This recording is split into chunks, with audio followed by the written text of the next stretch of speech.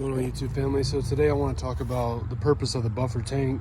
A lot of times people that are new in the business, they always ask like, do you use the customer's water? Do I need to just use a tank? And the tank is not for that reason. It's not for so you can fill it up and just operate the pressure washer off the tank. Like, that's possible. Like I've done a couple new construction jobs where like after the house is completely built, there's dirt on it, so they need somebody to come out there and wash it off, rinse it off, but there's no water hookups.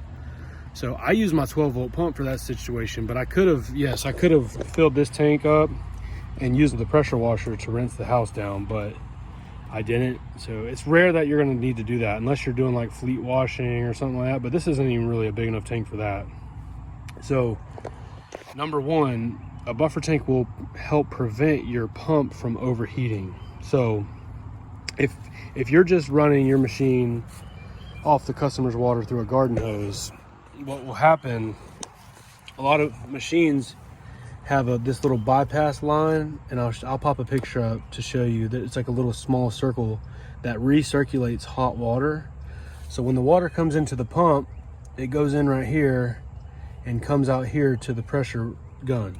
But if you let go of the trigger, there's no water exiting the system. So in order to save the pump, that bypass will engage and it'll keep circulating this water. So the water will come from here, go back into the inlet and keep circulating so it doesn't overheat. You know, the hot water gets too hot and you could, do a lot of damage inside the pump head.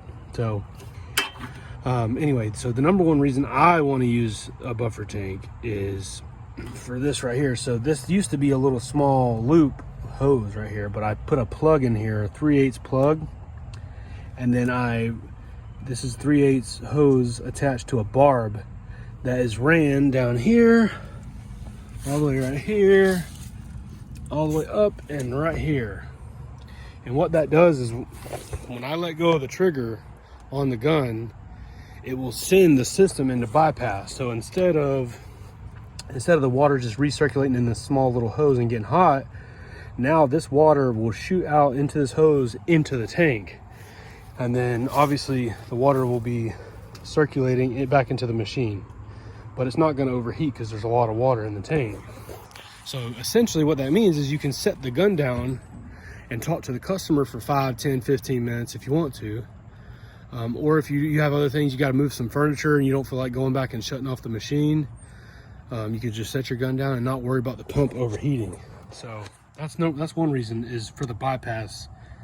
Okay, so you can essentially not have to worry about the pump overheating. Like I used to let go of the trigger and run to pull the dipstick out of the soap so I can rinse. Now it's not really, I don't have to be so urgent.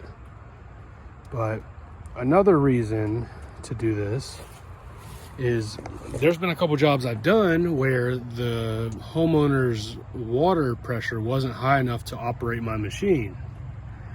And that's not good. It's not healthy for your machine. And sometimes you can't even do the job because there's not enough pressure. Like most spigots put out, I think 5 to 6 gallons a minute. You can do a bucket test on, when you're doing the estimate, if you're not sure, do the bucket test where you just put a bucket underneath the spigot, turn it on full blast, and then start your timer. And at the end of 1 minute, you figure out how far did it fill up the 5-gallon bucket, and then you know how many gallons per minute that their spigot puts out. So this will allow you to still pressure wash without having to worry about the pressure, because as long as water is in here, this will gravity feed and self prime, and you don't have to worry about like loss in pressure.